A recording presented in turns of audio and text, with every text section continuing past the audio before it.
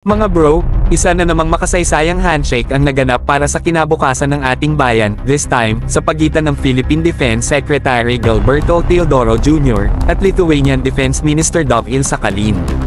Ang dalawa ay lumagda sa isang Memorandum of Understanding (MOU) para palakasin ang defense cooperation ng Pilipinas at Lithuania. Grabe, solid.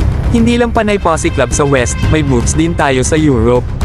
Alam naman natin, mga bro, na ang Lithuania ay isa sa mga pinaka-proactive na bansa pagdating sa cybersecurity, hybrid warfare, at defense innovation, ngayon na may formal defense agreement na tayo sa kanila.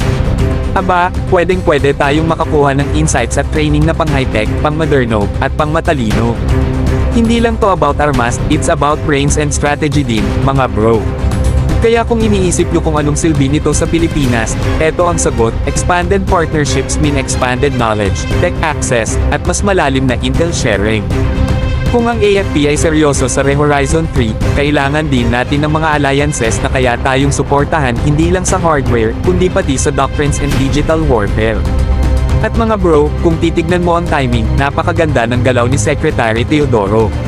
Habang abala ang ibang bansa sa geopolitical posturing, tayo tahimik pero gumagalaw, building bridges sa mga bansang may solid track record sa defense reforms. And let's not forget, Lithuania is a respected NATO member, at kahit hindi pa tayo member, these types of bilateral ties open doors for future strategic support, training exchanges, and joint R&D. Kung baga sa laro, nagtatanim na si Pinas ng matitibay na cards, pang long game talaga.